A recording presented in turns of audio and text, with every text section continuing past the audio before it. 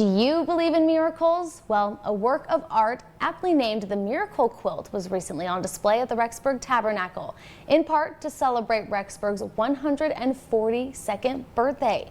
In this week's Community All-Stars, sponsored by your local GMC dealers, Ashley Chilcutt explains why it means a whole lot more to one of the creators who saw the quilt on display here at home for the very first time. In January of 1976, Relief Societies in the St. Anthony, Idaho stake were asked to make quilts for America's bicentennial celebration. Several women, including Cherishing Parkinson, went to work creating something beautiful, original, and patriotic. Brad Bauer drew all of this, and then we projected it onto a wall, and we traced it, made it bigger from what Brad had drawn, and then put it on the material. These president's heads are all appliqued on separately. Sister Bodley did those. These seals were all separate, and they were done by Vivian Bettis. So I took the seals and the heads, and the sisters appliqued them on, and then we put it all together. In the Wilford Ward, Cherishing served as the second counselor under Relief Society President Rayola Birch. On June 3rd, Rayola placed the finished quilt on the top shelf of a closet inside the Relief Society room, which was on the second floor of the Wilford Church building. Look, there goes the whole side. There goes the whole complete side of the north edge of the Teton Dam. And on June 5th, 1976, the Teton Dam flood came in and took out the whole section of the Wilford Church. When they went back to clean up and to see what was going on with the church, they found pieces of the Relief Society room up in the trees and all over. And so they thought the quilt was just gone. Oh, no. And what happens next is, well,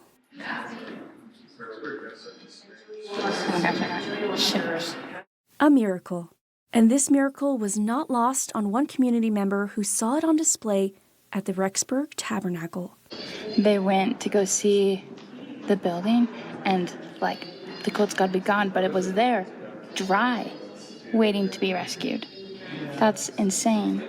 Before her death in 2016, Rayola wrote down her account of what happened, preserving the quilt's impactful history. She wrote, "For the next few days, every sister I came in contact with asked the same question. What about the quilt? Is the quilt gone? Did you save the quilt?" They seemed to acknowledge losing everything they had, but not their beloved quilt. They all wept for joy and thanksgiving when learning the quilt had been spared. Our chapel is gone, yes, and we will rebuild, but there will never be another miracle quilt. For Cherishing, I want to put it in a case out to Wilford. Seeing it hung for the first time here at home brought back a flood of memories. I cried. Yeah. I cried a lot the other day. It was pretty emotional? Yeah, pretty emotional, yeah. It has a lot of history. There's a lot of people involved in that, in all of the stuff that's on that quilt. Cherishing Parkinson and women of the Wilford Ward, you are this week's Community All-Stars.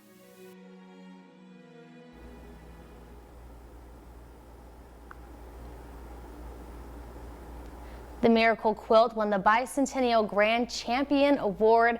As for the Wilford Church building, it was badly damaged and had to be torn down completely and rebuilt.